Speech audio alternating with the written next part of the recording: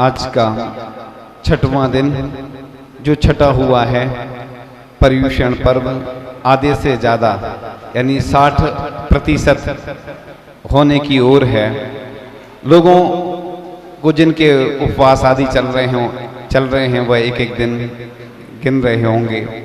लोग सोच रहे होंगे कि बस अब शीघ्र यह पर्व पूरा हो। और कुछ लोगों में हम देखते हैं वैसे तो उदासीनता रहती है, और पर्युषण पर्व में कुछ लोगों के एकासन चलते, कुछ के उपवास चलते तो और उदासीनता आ जाती है। एक व्यक्ति ने कभी उपवास नहीं किया था, वो बोले महाराज जी हमारी भावना या तो हम उपवास करें एकासन करें, डावांडोल थे कल। तो हमने उनसे बोला कि ऐसा करो सुबह कुछ नहीं लो, शाम को देख लेना। तो शाम को अचानक बारिश हो गई और उनका मन बन गया कि अब निर्जल उपवास ही हम करेंगे। देखो स्लो ड्राइव लॉन्ग लाइफ। इसलिए जिस प्रकार से व्यापार में, प्राणायाम में, योग में या अन्य विद्या में धीरे धीरे क्रमशः अपन प्रयास करते, पुरुषार्थ करते, मेहनत करते और अभ्यास करते हैं तो उसमें महारत हासिल हो जाती है। पहले एक उदाहरण से सुनाते, एक राजा और रानी थे और दोनों राजा रानी छत पर खड़े हुए थे महल की, और महल की छत पर खड़े खड़े देख रहे थे एक बछड़ा था गाय का। तो दोनों में ऐसी चर्चा चलती है उस बछड़े को उठाकर लाओ।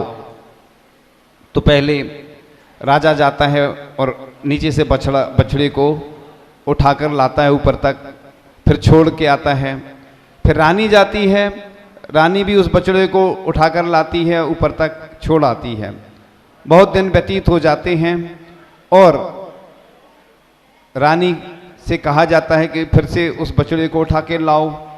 तो रानी उठाकर ऊपर ले आती है और फिर राजा से भी कहा जाता है, तो राजा जाता है और बछड़े को नहीं उठा पाता। अब क्योंकि वह लगभग 1 वर्ष का लगभग हो गया था, कुछ महीनों का होगा।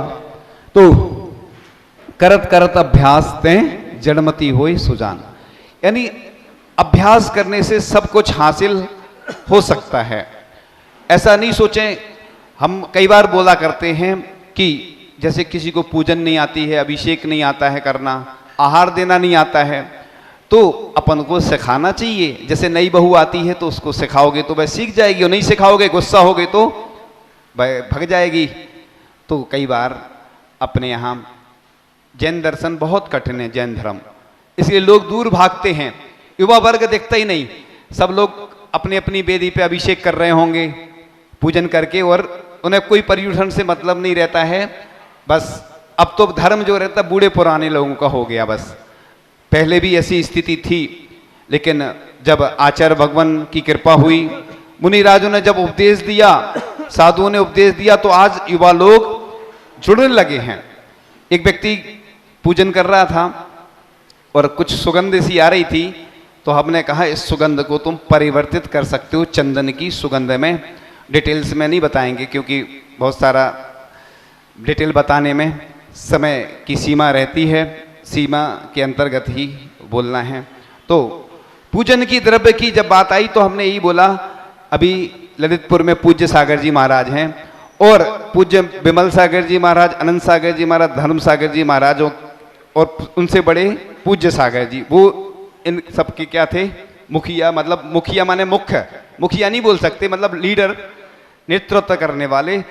और बाजार में जो सबसे अच्छी बादाम मिलती थी बड़ी बड़ी लाते थे छांट कर, और पूजन की द्रव्य इतनी अच्छी चढ़ाते थे कि पूज्य सागर जी, सुधा सागर जी महाराज का जब चतुर्मास चल रहा था तब हम बाहर से ही प्रवचन सुनते थे, अंदर नहीं जाते थे।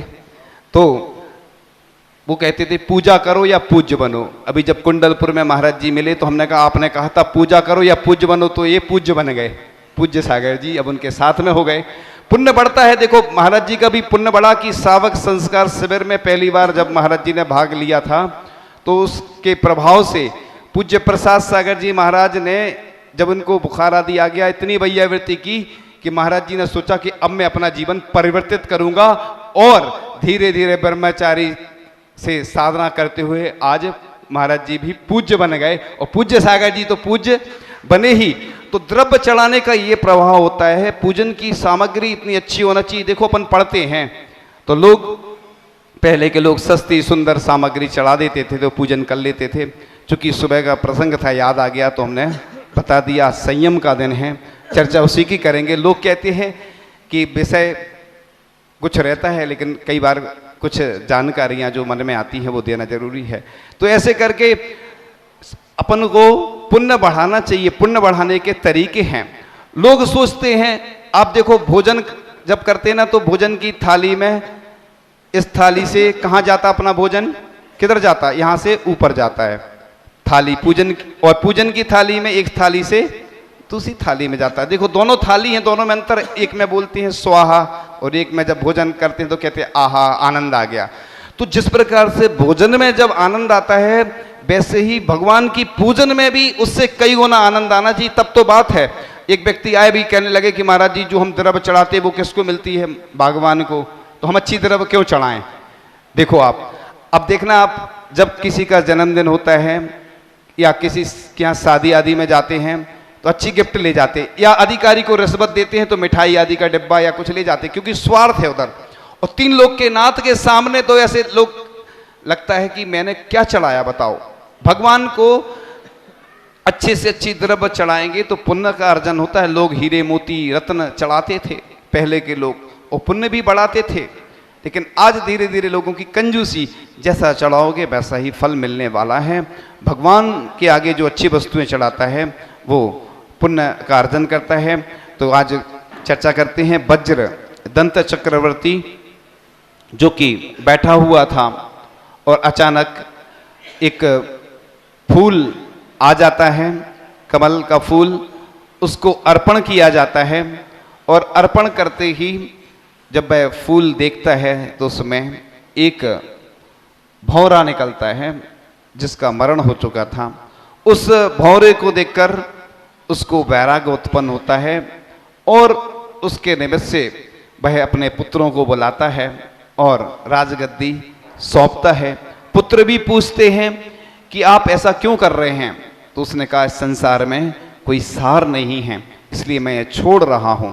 और वह पुत्र भी समझ जाते हैं तो वह मना कर देते हैं।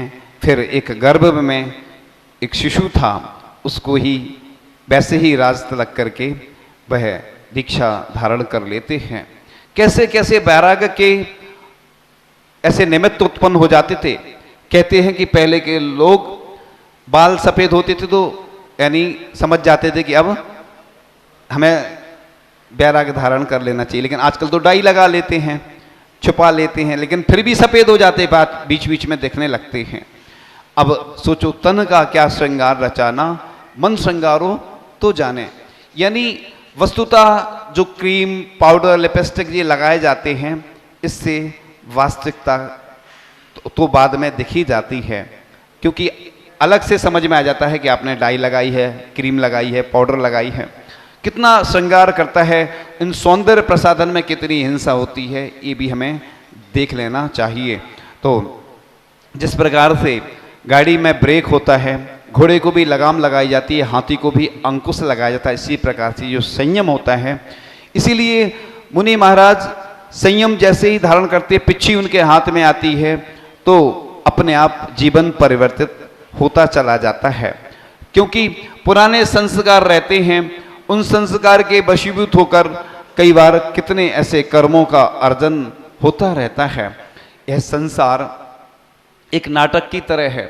जैसे कोई आप नायक देखते हैं, नायक होता है, वह रोल करता है, कभी गरीब बन जाता है, कभी अमीर बन जाता है, कभी भिखारी बन जाता है, कितने तरह के रोल करता है, वह रोल करता रहता है, लेकिन उसमें वह लिप्त नहीं होता, वह अपने आप को एक कलाकार ही मानता है।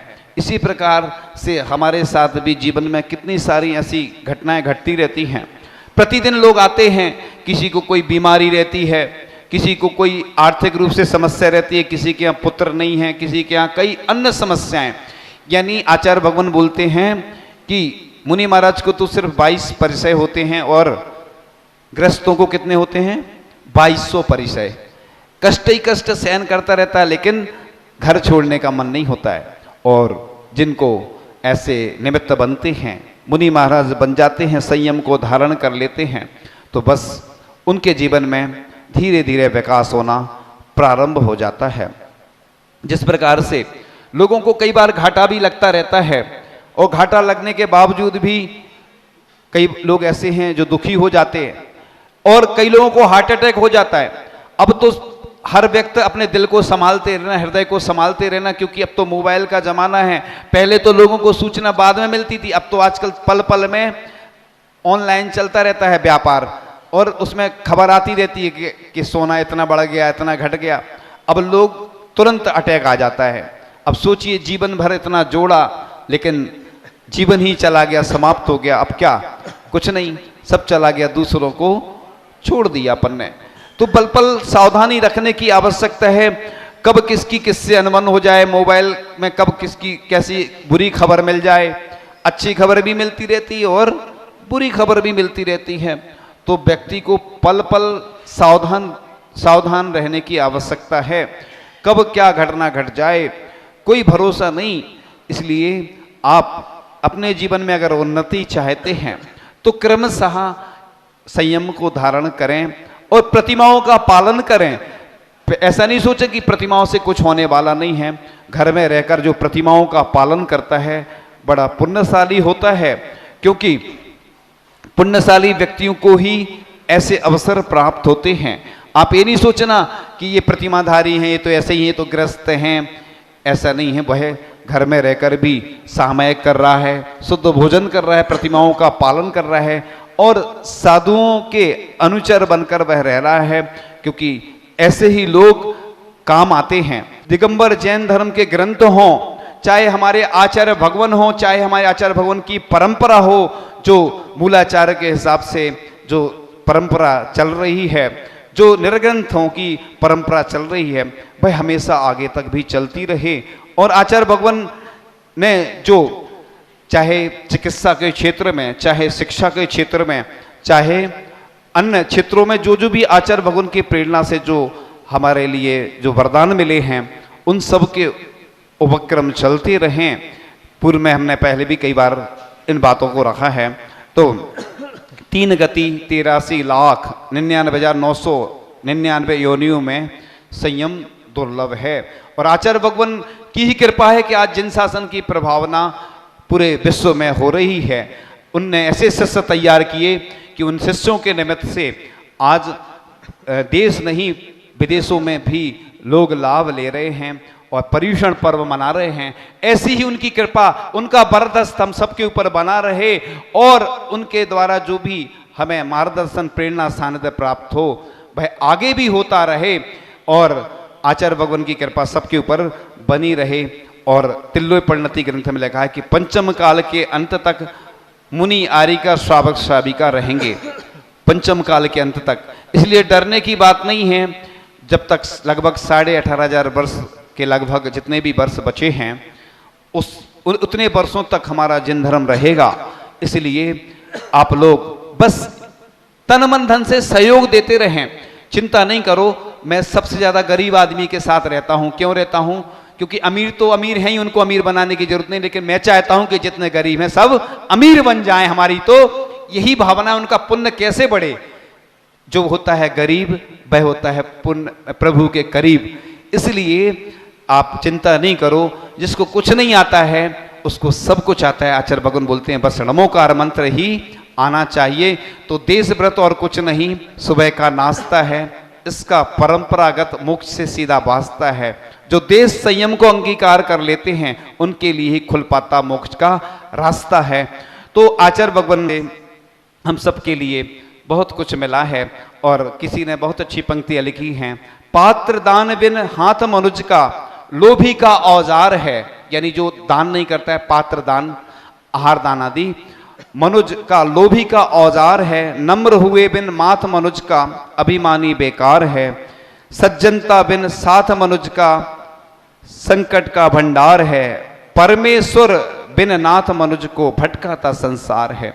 इसलिए यह जो संयम की परंपरा है, पात्रदान की परंपरा है, पंचम काल के अंत तक चलती रहेगी, चलती रहे। आप सबको सहयोग देना है। आप सबके सहयोग से ही यह परंपरा आगे चलती रहेगी। बहुत अच्छी पंक्तियां किसी ने लिखी हैं। हर अर्थी संग राम गए और गए अरिहंत, मृत्यु क्षण को छू ना पाए ऐसा बन निर्ग्रंथ।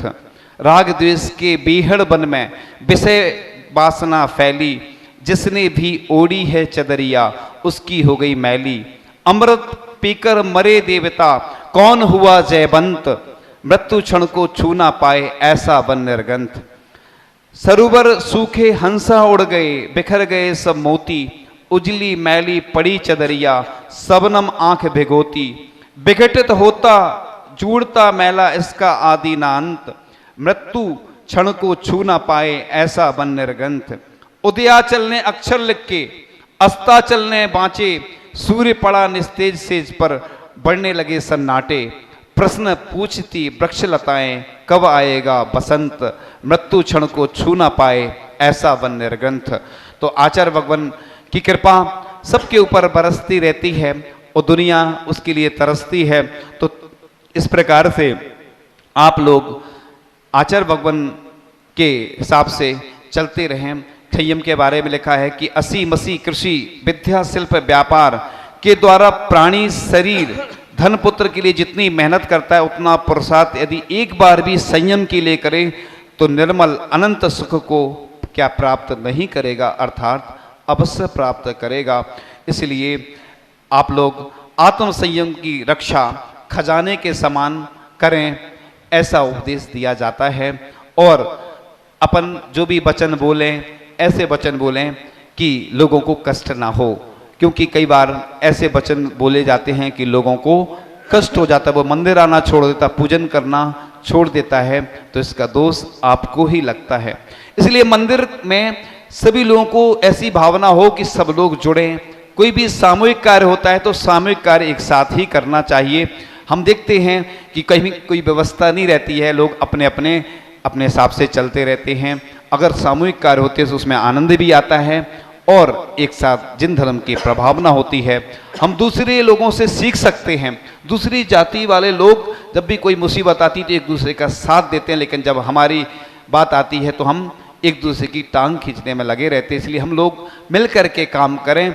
कुल्हाड़ी को यदि लकड़ी का दस्ता ना मिलता तो कुल्हाड़ी को नहीं, लकड़ी को कटने का रास्ता ना मिलता, यानी लकड़ी का जो बैट लगाया जाता ना उसमें कुल्हाड़ी में, उसी की जाति का होता लकड़ी की, और लकड़ी को ही वह काटता है। तो अपना हित करने से दूसरे का हित होता ही है। और आपके जीवन में संयम आए, इन्हीं भावनाओं के साथ परम पूज्य आचार्य भगवान गुरुदेव शिक्षण विद्यासागर जी महामुनिराज की, बोले पूज्य श्री भाव सागर जी मुनिराज की।